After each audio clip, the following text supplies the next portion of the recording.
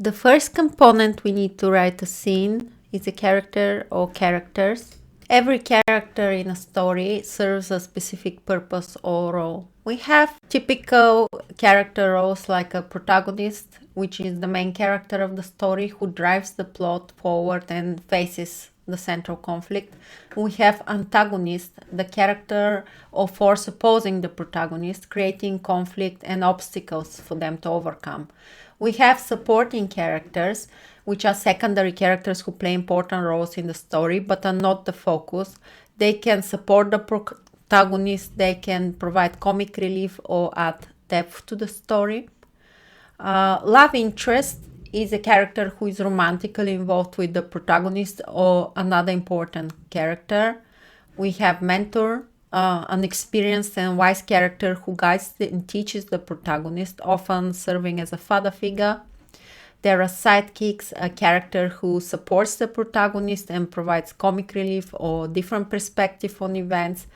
Villain, which is an immoral or evil character who is the source of conflict in the story. And we have minor characters, characters who appear briefly in the story. And even the minor characters serve a role. Some characters exist in the story just to highlight a particular personality trait of the protagonist through contrast.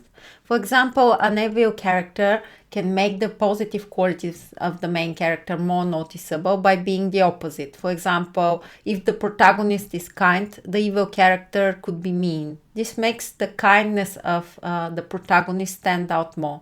Show don't tell is the mantra you often hear in creative writing. It means that instead of directly telling the reader what is happening or what a character is feeling, the writer should show through use of actions, dialogue, and description. When it comes to revealing a character's personality traits, it's often much more effective to show them through actions in a scene rather than stating directly that they are kind, brave.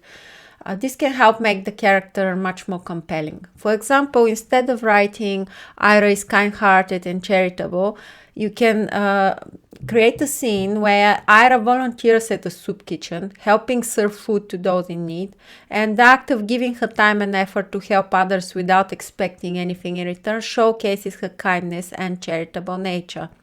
So this is a conclusion that the reader would reach themselves. By writing details about your characters in advance, like their likes and dislikes, their mannerism, their backstory, you can create three-dimensional characters, which in turn will give you plenty of ideas for writing scenes where you review their feelings or review their personality. So it really pays off spending some time planning the characters. Now let's look at the characters section. You can find it on the home page of the template. When you click on a character, you have an immediate overview of some of the most important attributes like occupation, role in the story, age, hair color, eyes, and you can even track the other characters they are related to. Special abilities. You can add more details below like appearance, personality, what are their strengths and weaknesses. And I like to throw in an MBTI. If you have heard about the 16 personalities, I choose usually one of these personalities or mix few of these personalities, and this adds an extra layer of detail. Some writers prefer zodiac signs. You can choose something else, but it just makes the character even more detailed. You can spend some time thinking about their abilities, if they have any special talents or some magic abilities.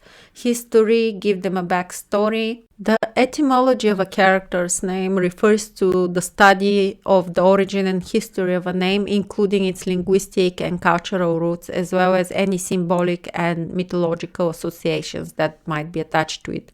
In literature, authors often choose names of their characters that have significant meaning or symbolism, such as using names that reflect the character's personality, backstory, or role in the story. Here at the very bottom of the page, you will also find the character brainstorming survey. This is a tool you can use to come up with characters. I like to start with finding interesting photographs, mostly on Pinterest, and I'm very drawn to historical portraits because the people seem more mysterious to me. I really am curious about their backstory, but you can use any photographs that draw your eye, and then use the character survey to come up with details and backstory. And you can randomly collect characters even when you don't have a story or any writing projects. And it's always good to have some in your volute of characters. And finally, on each character's page, you can also track their arc via this table. You can track their flows, emotions, motivations, goals in the beginning of the story, how they develop through the story, and how they end up at the end, what changes, what internal changes they go through. A character arc is the growth or change that a character goes through over the course of a story. People particularly are interested in the internal transformations that a character undergoes, such as shifts in their perspective and outlook. Sometimes it's confusing what is the plot arc, what is the character arc. The plot is the sequence of events that make up the story, while a character arc is the journey of a character from start to finish. The plot line and the character arc are closely related in that they both drive the story forward and create the narrative structure. In a well-written story, the plot line will often directly impact the character's arc and shape their journey. For example, the events that occur in the plot line might force the character to confront their flaws, make difficult decisions, or learn important lessons. These experiences will then shape the character's development and change over the course of the story.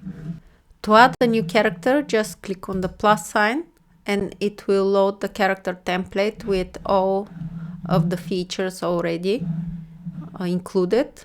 I have also added a character interaction chart, which can come very handy.